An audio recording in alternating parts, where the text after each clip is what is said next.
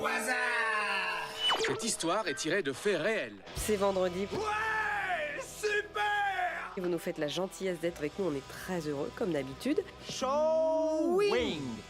Troisième appel à la manifestation contre la réforme des retraites. Je suppose que vous n'avez rien à faire le week-end prochain. C'est demain. Allons-y les enfants. Et oui, demain samedi, manif mais pas de grève. Mais le principe reste le même. C'est en tout cas l'espoir des syndicats qu'il y ait beaucoup de monde, et notamment des salariés du privé. Je sens que j'ai un défi à relever. L'objectif, c'est de faire plier le gouvernement sur l'essentiel, le report des limites d'âge à 62 et 67 ans. Il y a forcément un moyen. Mais hier encore, le chef de l'État dans Lyon a défendu sa réforme. C'est parti mon kiki. J'ai l'honneur et l'avantage d'annoncer la venue de notre sage et omnipotent leader, Zoltan. Quand cette réforme sera passée, Ça va être horrible.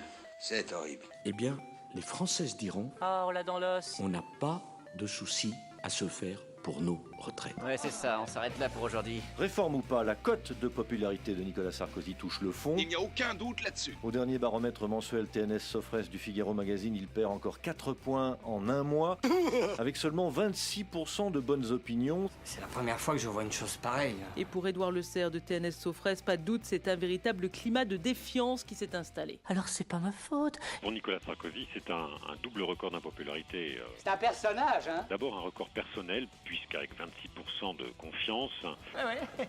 Sérieux, vous croyez rêver. il touche son niveau le plus bas depuis son élection. En tout cas, il y a une chose qu'il faut bien vous mettre dans la tête. Et il faut bien mesurer l'intensité de la défiance, puisque ce sont aujourd'hui 3/4 des Français qui ne lui font pas confiance, et près de la moitié qui disent ne pas lui faire confiance du tout. C'est très lourd, très important. Qu'y a-t-il? Qu'est-ce qui ne va pas? Il y a trop d'affaires qui le plombent. Vous êtes observateur. C'est un responsable de la majorité qui le dit, Comme vous le voyez, il n'y a vraiment pas de quoi s'affoler. même si les mesures prises en matière de sécurité ont reçu le soutien d'une majorité de Français, Vous êtes sûr de votre fait? même si son dynamisme est toujours salué, du moins dans son camp, Il n'y a pas d'illusion à se faire, ça devient grave. Nicolas Sarkozy est aujourd'hui victime d'une forme d'overdose du fait de son omniprésence et de la multiplication des polémiques. Ça pourrait même devenir catastrophique. L'un de ses proches va plus loin en évoquant le sentiment général que tout serait fait pour les riches, Du beau sabotage. malgré certaines bonnes décisions. Ouais, c'est ça, tu parles.